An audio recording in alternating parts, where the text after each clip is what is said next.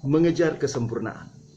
Wah, ini luar biasa saudara. Pernyataan ini dikatakan oleh Yesus ketika dia mengakhiri pengajarannya. Dia berkata begini, hendaklah kamu sempurna sama seperti Bapamu yang di sorga adalah sempurna. Saudara, ketika kita mulai melihat diri kita sendiri, maka saudara mungkin akan merasa begini, tidak mungkin sebagai manusia bisa sempurna. Sehingga kita merasa kecut, kita merasa tawar hati ketika mendengar kata kesempurnaan.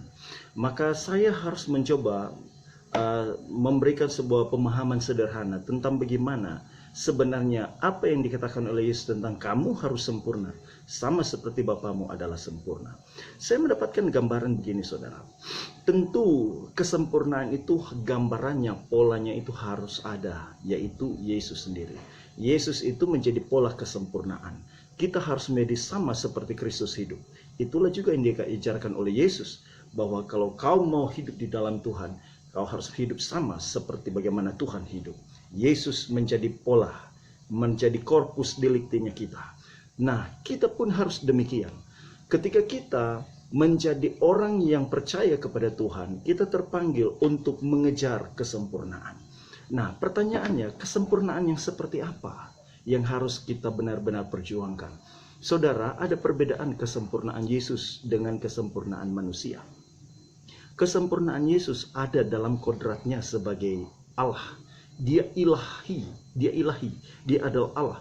Makanya sejak dalam kandungan sampai kepada kematiannya, dia tidak mengenal yang namanya dosa. Dia tidak disentuh oleh dosa. Tetapi kodrat manusia adalah kodrat dosa. Nah, bagaimana Yesus berkata kepada manusia, kamu harus sempurna seperti Bapamu di sorga adalah sempurna. Artinya kita mampu menanggalkan kodrat dosa.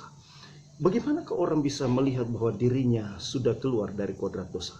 Saudara, namanya kodrat dosa itu akan tetap melekat dalam hidup kita. Yang bisa melepaskan kodrat dosa itu adalah bagaimana perjuangan kita di hadapan Tuhan.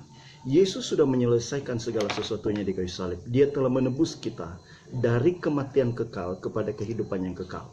Tetapi tentang kodrat dosa, kita harus berjuang menyelesaikannya. Karena bicara tentang menyelesaikan kodrat dosa, itu adalah perjuangan sampai akhir hidup kita.